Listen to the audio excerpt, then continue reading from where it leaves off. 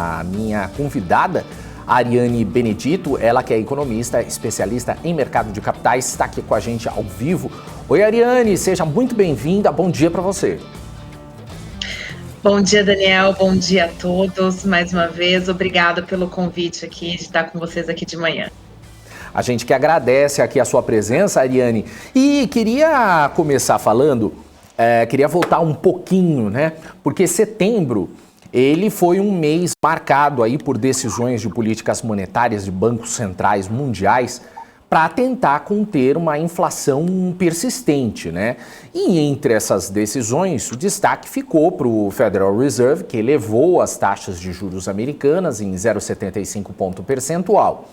Por outro lado, o Brasil ele segue como um dos poucos bancos centrais globais que estão adotando um caminho mais brando. Tanto que na última reunião do Copom foi decidida uma pausa no ciclo da alta dos juros. Você acredita na incerteza quanto ao ciclo de aperto monetário pela maioria dos bancos centrais no mundo, enquanto no Brasil finalmente já parece estar se encaminhando aí para o fim? Então, Daniel, a gente não precisa voltar tanto também, porque ontem a gente já teve a divulgação da ata do FED, que valida esse comunicado, né, que foi feito no mês de setembro sobre um tom mais hawkish, ou seja, a continuidade da política monetária mais restritiva, mais contracionista, pela preocupação da inflação que continua apresentando um sentido de alta, né? Mesmo quando com o arrefecimento do resultado total por parte dos indicadores de inflação, a gente tem que olhar os núcleos, né, que exclui os choques e que vem apresentando um comportamento contrário da medição total. Ainda há um sentido de alta, principalmente nos núcleos de serviço, onde a gente tem a maior parte da inflação doméstica, que é essa inflação que o Banco Central corre atrás para controlar, né? Porque os choques eles estão sendo advindos ali de preços dentro dos grupos de transportes, de energia elétrica,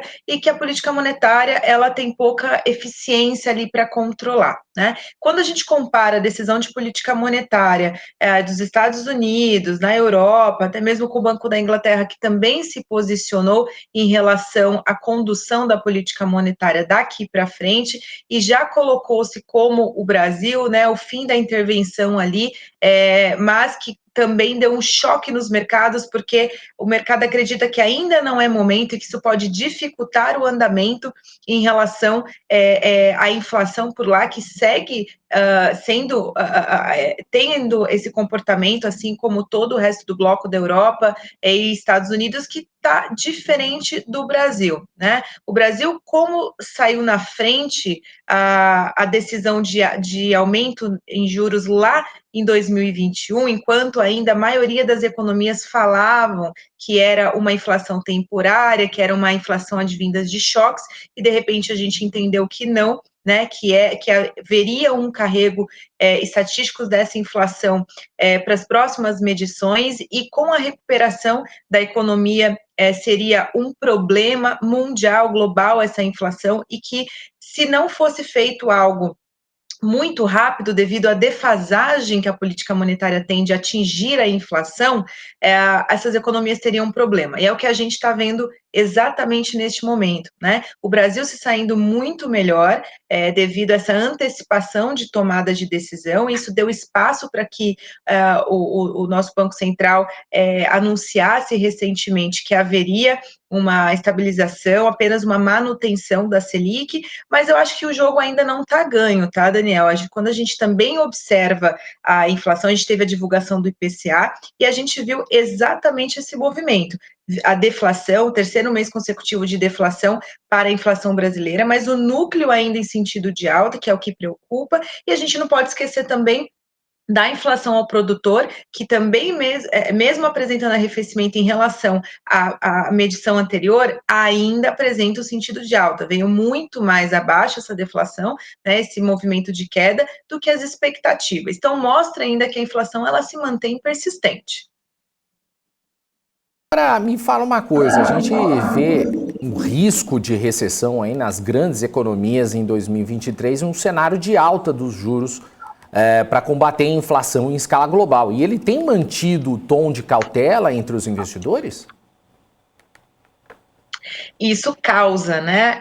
A gente tem algo somado aí também, que é essa escalada da guerra, mais a política monetária mais apertada, e aí coloca em xeque o quanto que essa atividade, que também se mantém persistente, né? A gente teve a divulgação dos dados de mercado de trabalho na semana passada, somada aos PMIs, e a gente continua vendo a produção ainda muito forte, consumo muito forte, renda melhorando, né? E a gente ainda não viu arrefecimento da atividade, o que deixa o mercado na dúvida se vai ser um hard land, se vai ser um soft land, o quanto que essa atividade vai ser impactada, como e quando ela vai ser impactada. Ainda não há um consenso de mercado, porque os números vêm surpreendendo, né?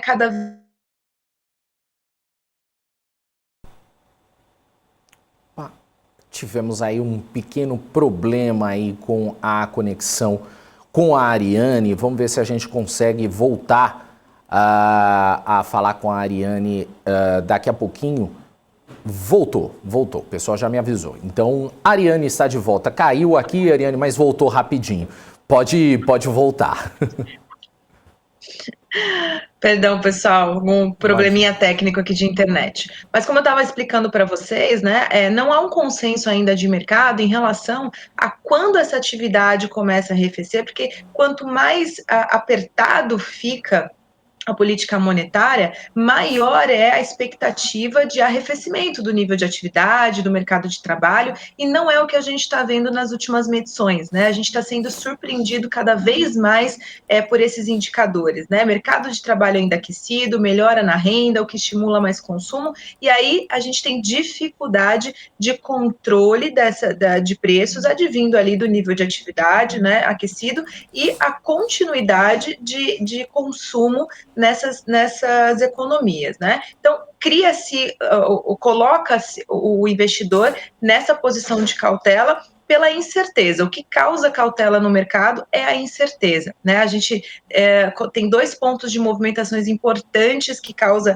volatilidade nos mercados, que é a incerteza e a euforia, né? Quando você tem expectativa de melhora para atividade, só que em condições controladas, que não é o caso, e de incerteza que fica muito nebuloso, não sabe muito bem qual é o sentido dos fatores que precisam para tomada de decisão para ativos com maior risco, né? E esse nível alto também de taxa de juros em todas as economias de forma global dá mais espaço para que o investidor ele tenha ativos de menor risco com uma remuneração mais interessante. Isso também desaquece o mercado e tem impacto também na atividade, esse tipo de comportamento no mercado financeiro também.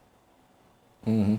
E você estava falando exatamente aí sobre essas incertezas geopolíticas. Você acredita que esses esforços aí internacionais para tentar gerar aí uma segurança maior ao investidor, ele está levando outro golpe, né? Gerando uma fuga aí de um maior volume de investidores para ativos mais seguros?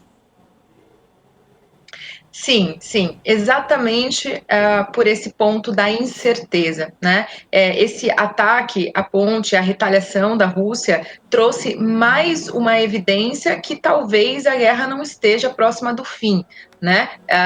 Já o prolongamento que acho que praticamente todo mundo duvidava que iria acontecer é o que a gente está vivendo hoje. Isso dificulta ainda mais condições econômicas, condições financeiras, né? Ao redor do mundo, acaba contaminando, né? E esse tipo de comportamento trouxe muito mais incerteza e muito mais um comportamento de cautela, exatamente porque agora acredita-se que está longe de ter uma resolução no curto prazo, né? Porque você tem um ataque, depois você tem uma retaliação, você não tem negociações e demanda-se de outros governos, outras instituições, né? Discussões e paralisações de qualquer outra atividade para discutir segurança. Então você acaba tendo uma paralisação ali num cenário muito conturbado, já macroeconomicamente falando, né, para gerar essa tensão ali no âmbito geopolítico, né? E aí é uma somatória de fatores que potencializa ainda mais o sentimento de incerteza para o mercado. E agora, os segmentos de investimentos da Bolsa que mais sofreram aí nesse cenário são as commodities agrícolas, né? E não metálicas também, as quais elas afetam em muito os preços de itens essenciais ao consumidor, como alimentos também e energia. Existe aí uma perspectiva positiva nesse horizonte? Daniel, pode existir essa perspectiva positiva para o Brasil, né, que foi o que a gente viu e viveu, né, e também deu uma oportunidade para o nível de atividade brasileiro também.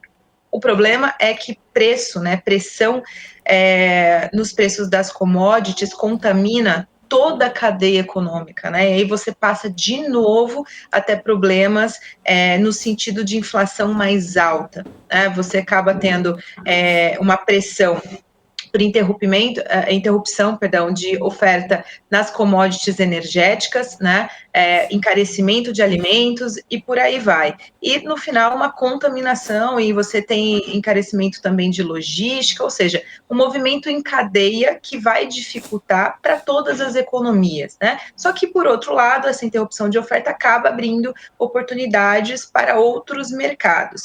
A questão também que a guerra traz é maior pressão no câmbio, né? A gente viu o dólar ali ganhando uma certa atração depois desse evento, né, se favorecendo ali perante as demais moedas, exatamente por essa expectativa, essa problemática que essa situação causa para o mercado. E aí abre espaço para setores, empresas de commodities, tanto no setor alimentício, né, no setor de commodities agrícolas, quanto ali nas energéticas, em petróleo. A gente nem chegou a falar de China aqui, mas também o minério de ferro deu uma recuperada com as expectativas, mas a expectativa por lá é negativa também. Então, falando de commodities no âmbito geral, a gente acaba tendo uma balança.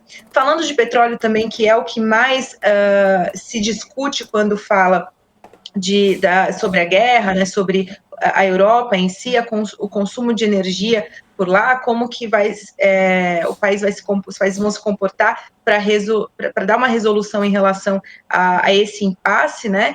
Tem um encarecimento do preço do petróleo ali, que a OPEP já não contribui positivamente para uma melhora nesse mercado, né, com esses cortes na oferta, que também impactam, por mais que o petróleo esteja apresentando um movimento de queda, que foi o que a gente viu ontem, né, hoje opera já ali perto da estabilidade, mas a expectativa é de mais aumentos, né, que ele fique perto ali dos $100 o barril. Isso vai encarecer, como eu falei aqui no início, toda a cadeia, né, somadas ali a outras commodities energéticas.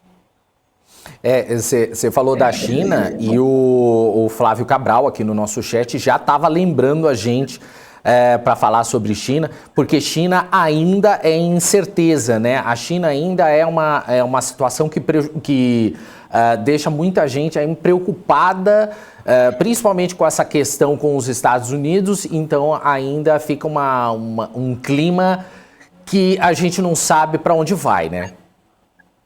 Exatamente, Daniel. A China, né, a que a gente chama de grande black box, né? A gente não sabe o que acontece ali, a gente não sabe se os dados que são divulgados realmente refletem o ambiente real da economia chinesa, e isso é muito característica do governo que, né, impera por lá. Por exemplo, hoje a gente tem o Congresso do governo comunista da China, né? Isso pode trazer algumas notícias ali incertas e que gerem mais incertezas para o âmbito quando a gente olha para a economia chinesa. E o que preocupa mais quando a gente está na posição Brasil é porque é o grande parceiro comercial aí, né? Hoje a gente tem dados na China de inflação, a gente tem dados de imobiliário principalmente, construção civil por lá, e o mercado vai ficar de olho para isso, né? Eu acredito que houve uma frustração também em relação ao feriado da China, que não teve os números que eram esperados. foi um número satisfatório, mas não foi próximo do esperado, né? Espera-se que o consumo nesse período fosse muito maior, e também ali a expectativa dos números reais, se houve ou não um aumento de casos de Covid nesse período de feriado, que acho que era a grande preocupação, se iria voltar essa política mais restritiva em relação à Covid por parte da China, o que dificultaria ainda mais o comércio, né, e dificultaria ainda mais a retomada e também a expectativa pelo preço do minério de ferro, que era o que vai ser depois que a China voltar, o que aconteceria depois que a China voltasse do feriado e como os dados econômicos da China vão se comportar nas divulgações somados à expectativa da precificação do minério de ferro. Então, a gente vê uma certa frustração por parte do mercado chinês, né, mas uma probabilidade também ali, como você bem citou, incerta, que é o que caracteriza bem a China, de como vai responder os dados macroeconômicos divulgados hoje. Acho que hoje vai ser um grande ponto aí para a gente poder observar e definir se há um sentimento positivo ou negativo em relação ao mercado chinês. Agora, Ariane, só para a gente finalizar aqui, eleição chegando ao fim, finalmente, já estamos até respirando, até um pouco mais aliviado, que a gente já está acabando isso. Como é que fica o mercado nessa expectativa? Encerrando essa questão de eleição no Brasil, as coisas devem voltar ao normal? Olha, Daniel, eu acredito, na verdade, que aí vai começar a volatilidade no mercado, né? Porque aí começa a expectativa, como nenhum dos candidatos apresentou nada sobre plano de governo, o que vai ser feito, o que não vai ser feito, e eu enxergo isso como não sou nenhuma especialista, não sou cientista político, né? Eu só acompanho esses profissionais, mas eu tenho o sentimento de que isso seja uma estratégia ali exatamente para não causar ruídos na imagem que eles vêm sustentando até o momento, né? Ou seja, não falar de planos de governo. Só que passado esse período, tem que ser feito alguma coisa, tem que ser apresentado algo. E aí, dependendo do que for colocado na mesa, aí o mercado vai responder mais diretamente. Que basicamente a preocupação do fiscal, a gente já tem casos aí divulgando uma expectativa mais otimista. Eu acho que isso também está abrindo espaço para a gente ver um percurso da Bolsa mais voltado para o micro, que é o que a gente está tendo essa semana também, os resultados corporativos, está dando mais espaço para que o âmbito micro ganhe força, né, e isso sai um pouco da conta. Então, está chegando próximo, mas a gente vê a Bolsa Brasileira ainda se comportando positivamente, né, melhor do que em comparação às demais. Mas pós esse período eu acho que começa uma volatilidade mais focada para o âmbito político brasileiro, exatamente por ouvir as propostas. E aí, como é que agora a gente vai resolver os problemas que estão aí? Fiscal, auxílio, continuidade de inflação ainda que não está resolvida. Eu acho que o jogo não está ganho, como eu falei no início aqui da nossa entrevista, né? Quando a gente olha para núcleo, e outras questões também que abordam, que são discutidas, né? Que são reformas, fiscal e meio ambiente. Eu acho que são os 3 pilares mais importantes que o mercado vai cobrar bastante aí, independente de quem for o candidato que vai assumir como chefe do executivo. Pois é, e eu achando que as coisas iam ficar mais tranquilas, mas pelo menos a briga vai dar uma diminuída, né? Ariane, muito obrigado pela sua participação aqui no Morning News, agradeço aí sempre os seus comentários, muito obrigado e até a próxima. Eu que agradeço, Daniel, obrigado a todos, um ótimo dia. Valeu, obrigado para você também. Ariane Benedito, economista especialista em mercado de capitais, falando aqui ao vivo no Morning News, participação sempre muito bacana.